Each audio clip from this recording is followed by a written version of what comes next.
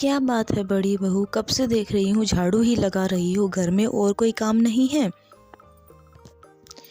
जी माँ जी, कर रही हूँ। झाड़ू लगाने के बाद पोछा लगाऊंगी, फिर उसके बाद खाना बनाऊंगी।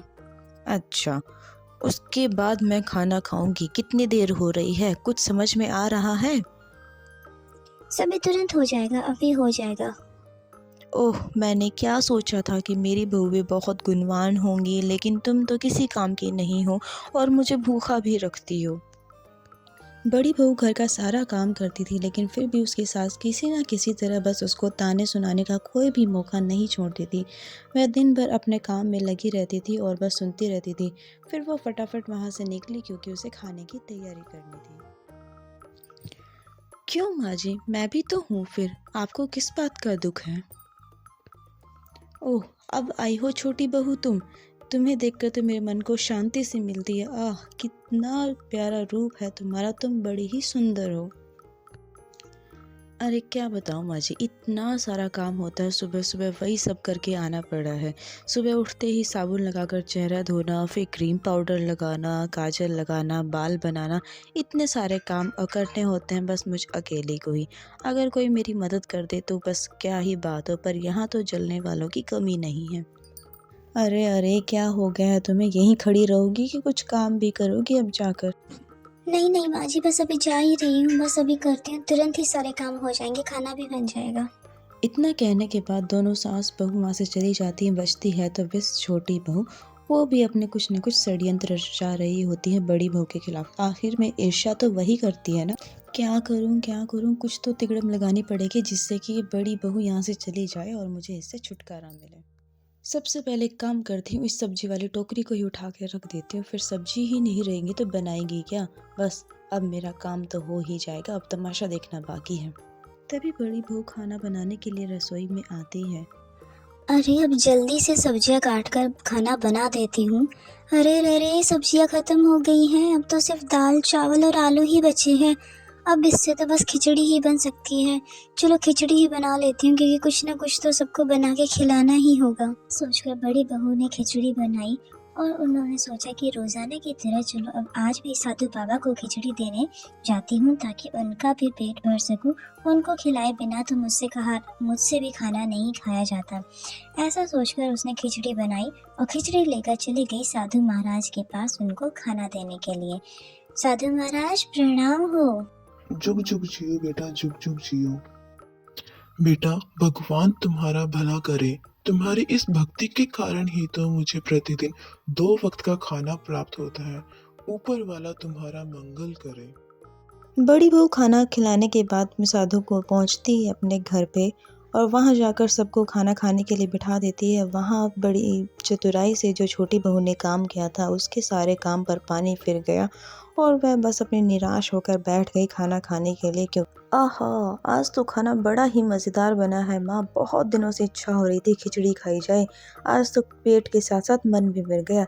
सही कही भैया, तुमने बिल्कुल सही कहा, आज तो खाने में मज़ा ही आ गया।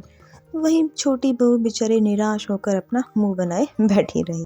सही कहा बेटे, बड़ी बहू की चाहे जितनी भी बुराई कर लो, लेकिन इससे अच्छा खाना कोई नहीं बना सकता, समझे? ये तारीफ सुनकर छोटी बहू तो बड़ी निराश हुई, लेकिन बड़ी बहू बड़ी खुश हुई अपनी तारीफ सुनकर। खाना खा पीकर सब लोग सो जाते हैं। अगली सुबह होती है और फिर बड़ी बहू रोजाना की तरह फिर से रसोई घर में खाना बना रही होती है और पीछे खड़ी छोटी बहू वहाँ पे सब देख रही होती है और बोलती है, तुम्हें तो मैं सबक सिखा कर रहूंगी। इस खाने की वजह से ही तुम इस घर से जाना पड़ेगा तुम्हें। आज का खाना खत्म तो कर ले सब लोग, फिर मैं मज़ा चखाती हूँ सबको। सोचकर छोटी बहू रसोई में आती है और वहीं बड़ी तेल की शीशी को उठाकर और उसे खोलती है और उससे क्या करती है कि सारा का सारा तेल उठाकर वो सब्जी में डाल देती है और फिर सोचती है क्यों ना सासू माँ को भी बुला लिया जाए। और फिर वहाँ खड़ी होकर आवाज़ देती है, सासू माँ और सासू माँ। यह सुनकर सासू माँ और बड़ी बहू दोनों रसोई में आती हैं और पूछती हैं, क्या हुआ छोटी बहू, तुम क्यों चिल्ला रही हो? अजी देखो तो सासू माँ, आपकी बड़ी बहू कैसे खाना बनाती है, आप भी तो देखो। यह देखकर सासू माँ के तो होश ही उड़ गई। अरे रे रे, सारा तेल ही डाल दिया क्या सब्जी में? तब बड़ी बहू भी बोलती है, क्या हुआ माँ जी, क्या हुआ? क्या हुआ बड़ी बहू, ऐसे खाना बनाओगे तो कैसे चलेगा? आज सारा तेल ही खत्म कर दिया, ऐसे काम नहीं चलेगा।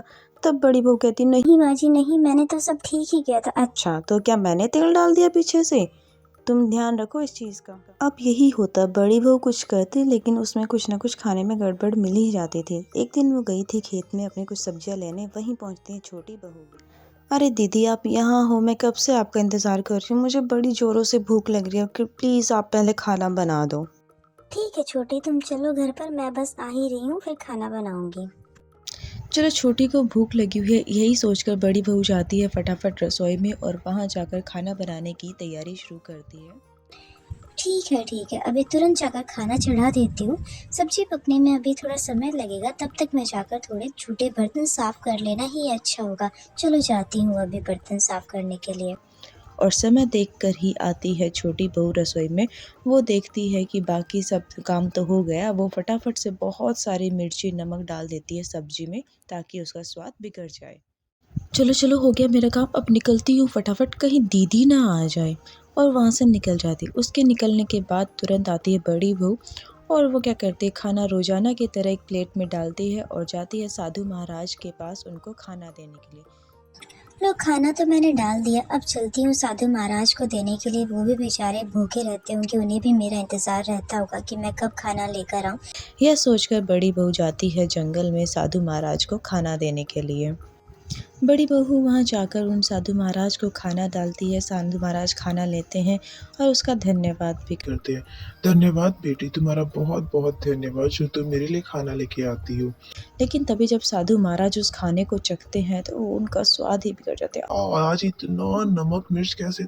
नहीं महाराज, मैंने तो बिल्कुल सही खाना बनाया था, तो पता नहीं कैसे।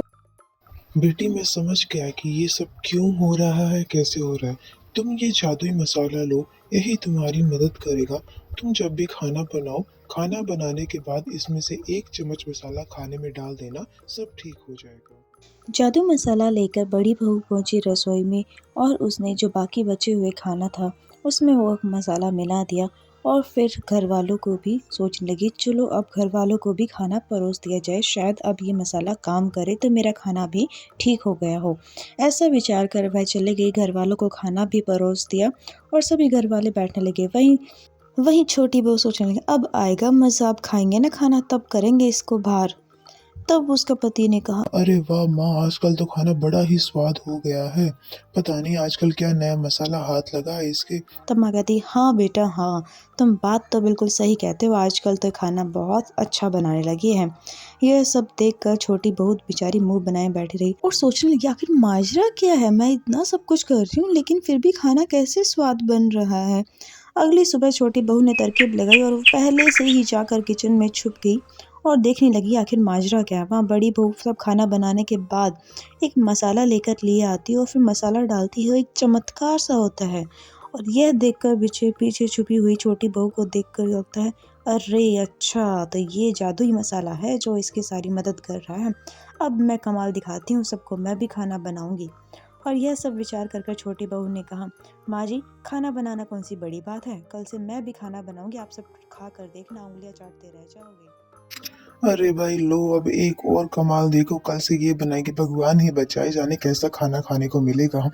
यह सुन सासू माँ भी मुस्कुराई, बोली, क्यों नहीं बहू, क्यों नहीं, तुम भी तो बनाओ खाना, हम भी तो देखे तुम्हारे हाथ में स्वाद ही कितना है, शक्ल सूरत के साथ साथ देखे तो जरा तुम में और क्या क्या गुण है। तब वह बोलती, क्यों नहीं माँ जी, कल आप सब मेरे हाथ का खाना खाओ और देखो मेरा कमाल, मैं आप सबको 1 नंबर का खाना बना के खिलाऊंगी कल और आप सब देखते रह जाओगे। तब माँ जी बोली, अरे अरे बस करो, मेरे मुँह में तो अभी से ही पानी आ रहा है, पता नहीं कल क्या होगा। अगली सुबह होते ही छोटी बहू जाती है रसोई घर में बड़े ही तेवर के साथ कि आज तो मैं ज़्यादा कमाल ही करके दिखा दूंगी, सबको बता दूंगी कि मैं कितना ही अच्छा खाना बनाती हूँ और फिर देखना इस बड़ी बहू को तो मैं इस घर से निकलवा कर ही रहूँगी। अब मैं बनाऊँ तो बनाऊँ ही क्या, अरे अरे सोचो ज़रा क्या खाएंगे सब लोग।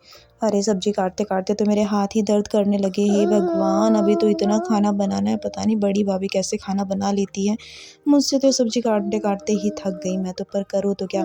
चलो ठीक है, जैसे तैसे करके बना देती हूँ, फिर ये कमाल तो जादू मसाला ही दिखाएगा।